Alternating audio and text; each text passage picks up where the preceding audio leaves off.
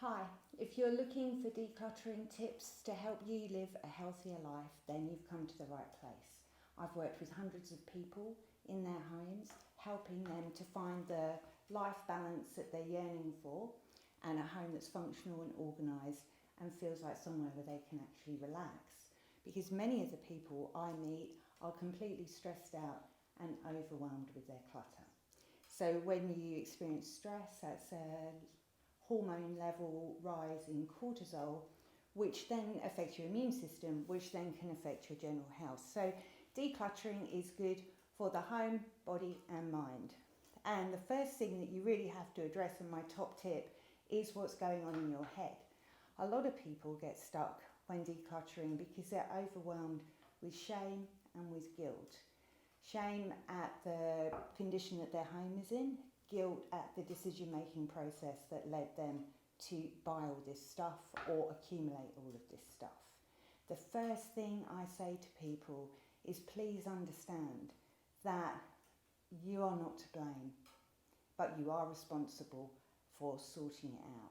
There are so many factors that affect people and their relationship with things. I can't go into them all now, but when a person stops blaming themselves and accepts responsibility for fixing it, that's a bit of a breakthrough. So if you're stuck in the blame game, snap out of it, because it's not serving you or your best interests and it's adding to your feeling of overwhelm. So once you've discovered that you're not to blame, it's not your fault, but you are responsible for dealing with it, the next step is this. Things don't have feelings, people do.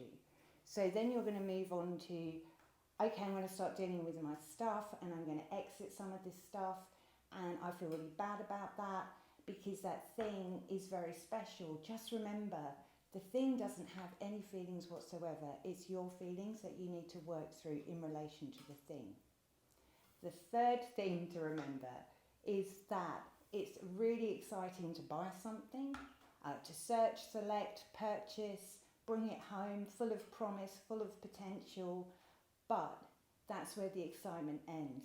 Once you've got it home, it then becomes your responsibility to use it, maintain it, find a home for it. So my other tip is don't be fooled into thinking that you can buy your way through this. What you need to understand is it's all with you. The things don't have feelings, you do, and your feelings are wrapped up with those things, and you're going to have to start separating them because they're not bringing you happiness, otherwise you wouldn't be here feeling overwhelmed with clutter.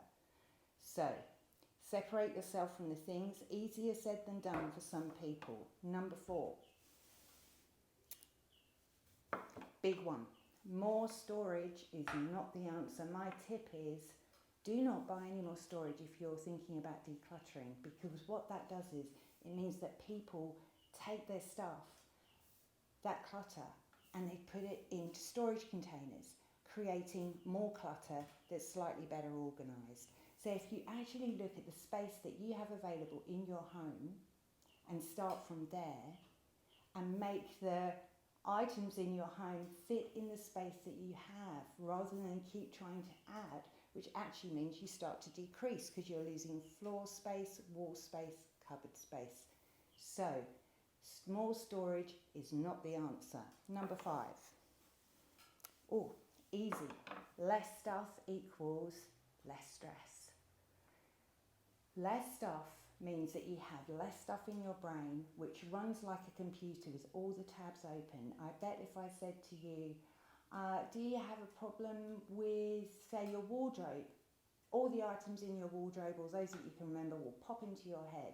So we carry clutter around in our head and our mind. So less stuff equals less stress. Less stress equals better health. Okay, now when it comes to these last ones, I think that's 5, 6, 7, 8, 9, 10. 6, 7, 8, 9, 10. Here we go. Clothes are for wearing. Books are for reading. Toys are for playing with. Life is for living. And the only things worth keeping are good people and good relationships. That's it in a nutshell. The why, the how is a much more detailed process, but the outcome is a balanced life where you live in a home that you can relax in, where you look forward to walking through the front door at the end of the day, and you leave your home and enjoy your life without a nagging sense of guilt about what you've left behind. So I wish you the best of luck.